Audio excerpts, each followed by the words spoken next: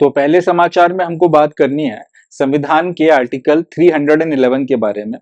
Article 311 क्या है, इसके तहत में क्या पावर्स मिलती हैं, क्या किया जाता है, ये सारी चीजें हम लोग डिस्कस करेंगे। मगर उसके पहले हम लोग ये देखेंगे कि आखिर इस आर्टिकल 311 ऑफ द कॉन्स्टिट्यूशन को डिस्कस करने की जरूरत ही क्या है, क्या वजह है जिसके चलते ये न्यूज में बना हुआ है। तो पहले वो देख लेते हैं और फिर आर्टिकल 311 जो अपना मेन ऑब्जेक्टिव है इस न्यूज में, उसको हम लोग पढ़ेंगे। समाचार यह है कि जम्मू कश्मीर की यूनियन टेरिटरी के लेफ्टिनेंट गवर्नर, जिनका नाम मनोज सिन्हा साहब है, इन्होंने आर्टिकल 311 इन्वोक किया है या फिर आर्टिकल 311 का इस्तेमाल किया है। और इसका इस्तेमाल करते हुए 6 सरकारी कर्मचारी, जिसमें से 5 पुलिस वाले थे और एक टीचर था, इनको इनकी सर्विसेज से टर्मिनेट कर दिया गया।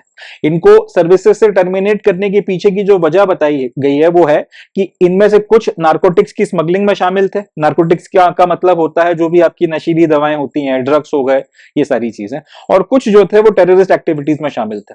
तो इंटेलिजेंस एजेंसीज की नजर में या रडार में ये काफी वक्त से थे और फाइनली इनके बारे में रिपोर्ट बनाकर फिर एडमिनिस्ट्रेशन को दी गई एंड प्रशासन ने उसके बाद फिर ये कार्रवाई करी है, जिसमें आपके लेफ्टिनेंट गवर्नर साहब ने 311 आर्टिकल इन्वोक कर इनको फिर नौकरियों से टर्मिनेट किया है। तो ये तो अपनी न्यूज है। अब क्योंकि ये हिंदू के फ्रंट पेज पर छपा है तो और इसमें आर्टिकल 311 का इस्तेमाल किया गया है, इसलिए आर्टिकल 311 भी न्यूज में आ गया एंड इसलिए as a serious aspirant exam point of view से हमको ये पढ़ना जरूरी है। जाहिर सी बात है, एग्जाम में ये तो पूछा नहीं जाएगा कि कितने टीचर्स टर्मिनेट हुए थे, कितने पुलिस वाले टर्मिनेट हुए थे या किन्होंने किया था, इस तरीके के क्वेश्चंस नहीं आएंगे। ये जरूर पूछा जा सकता है कि आर्टिकल 311 क्या है, इसके तहत में कैसे टर्मिनेट किया जा सकता है, किसके पास पावर्स होती हैं वगैरह वगैरह। तो इसलिए आर्टिकल 311 को पढ़ना जरूरी है। मगर ये समझने के लिए कि क्यों पढ़ा जा रहा है, न्यूज मैंने आपके साथ में शेयर करी है। अब आर्टिकल 311 देखते हैं।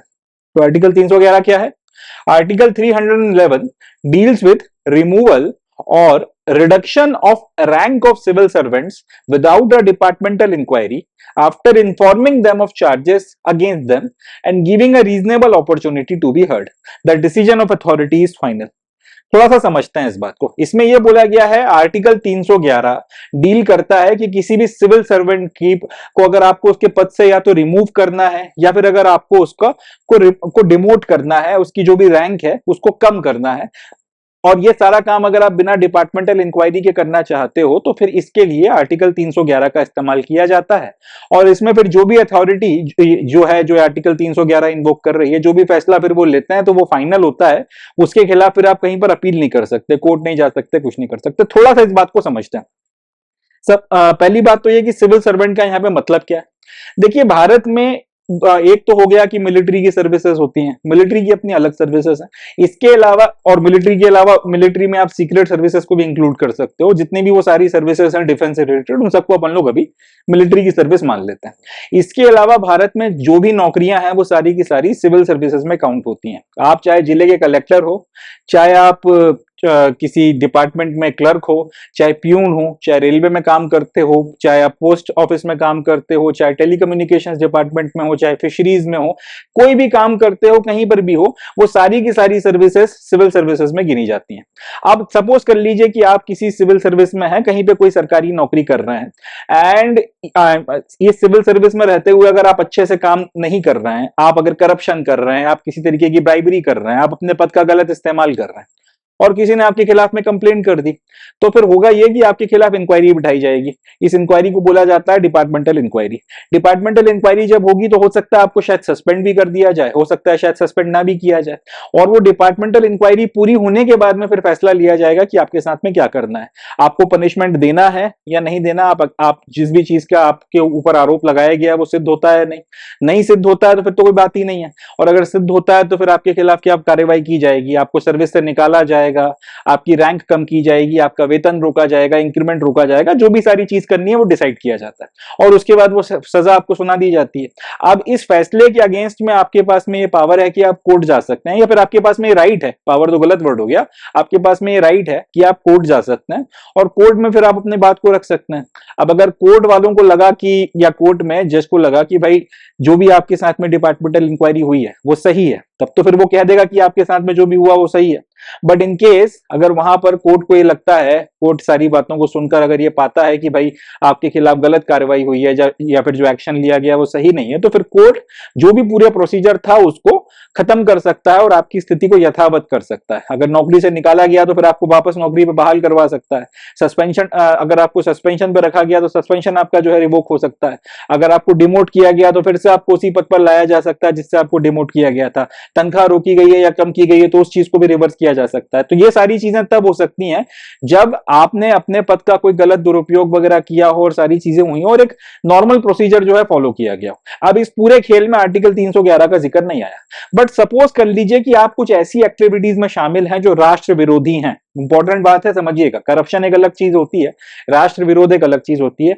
अगर आप कुछ इस तरीके की एक्टिविटीज में शामिल हैं किसी सरकारी पद पर रहते हुए जो जिसके तहत और ऐसी वो जो गतिविधियां हैं अगर वो राष्ट्र विरोधी हैं या फिर उनको राष्ट्र विरोधी की कैटेगरी में रखा जा सकता है। अगर आप कुछ इस तरीके की एक्टिविटीज कर रहे हो कि जिससे स्टेट का नुकसान हो रहा है, स्टेट को जो है या देश की सिक्योरिटी जो है खतरे में पड़ रही है और आप सिविल सर्विसेज में हो, तो इन दैट कंडीशन जरूरी नहीं है कि आपके खिलाफ डिपार्टमेंटल इंक्वायरी करी जाए।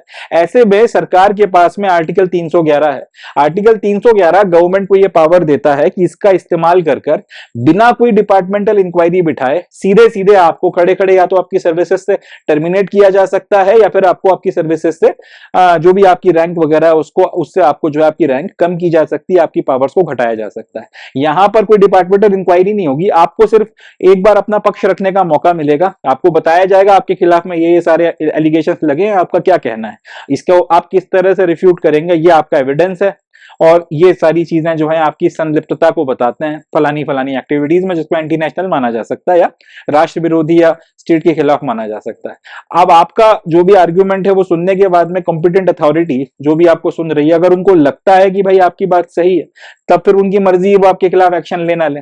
मगर आपकी बात सुन चुकने के बाद भी उनको लगता है कि नहीं आप जो हैं गलत हैं, आप गिल्टी हैं, तो फिर वो आपके खिलाफ एक्शन ले सकती हैं और आपको या तो सर्विस से निकाला जा सकता है या फिर आपकी रैंक को रिड्यूस किया जा सकता है और आप फिर उसके बाद में कुछ नहीं कर सकते। ये जो अथॉरिटी का डिसीजन है ये फाइनल है, इसके खिलाफ अब किसी कोर्ट में नहीं जाया जा सकता।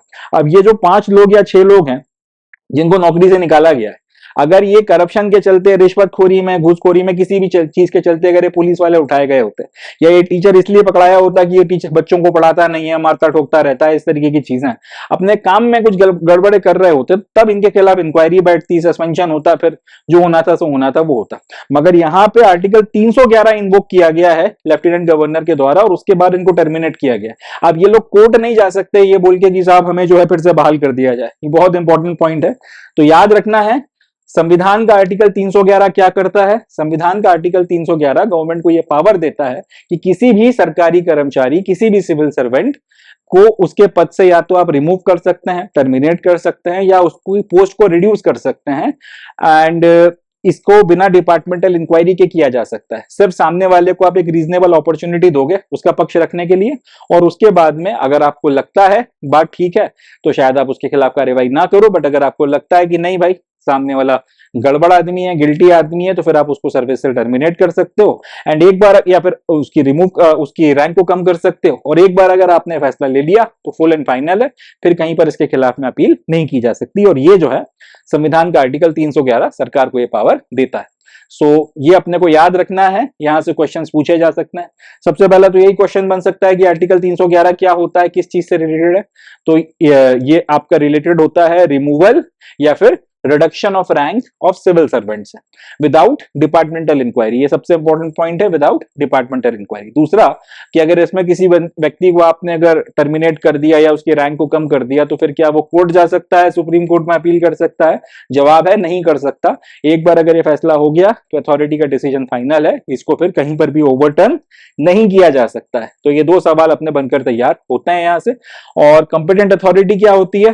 तो जनरली जैसे जम्मू कश्मीर की यूनियन टेरिटरी में लेफ्टिनेंट गवर्नर ने यह फैसला लिया है, इसी तरीके से अगर स्टेट्स की बात की जाए तो या फिर स्टेट्स की बात की जाए तो आपका, या फिर सेंटर की बात की जाए तो आपकी जो जनरली जो गवर्नर होगा या फिर प्रेसिडेंट होगा वो ये फैसला लेते हैं। और इस पर्टिकुलर आर्टिकल का इस्तेमाल कर आपके जो अफसर्स हैं इनको हटाया जा सकता है या फिर रिमूव किया जा सकता है। तो ये कुछ क्वेश्चंस हैं जो यहाँ से बनकर तैयार होते हैं और ये अपने को ध्यान रखना है। मुझे एक गट फीलिंग है इसके ऊपर कुछ ना कुछ आने वाले कॉम्पिटेटिव एग्जामिनेशंस में, खासतौर पे यूपीएससी के जो एग्जाम्स होते हैं, सिविल सर्विस हो गया, सीएपीएफ हो गया, एनडीए हो गया, सीडीएस हो गया, इसमें आने की चांसेस मुझे लग रहे हैं यहाँ से करंट अफेयर्स में। चलिए, that's it from this news. Next news देखते हैं।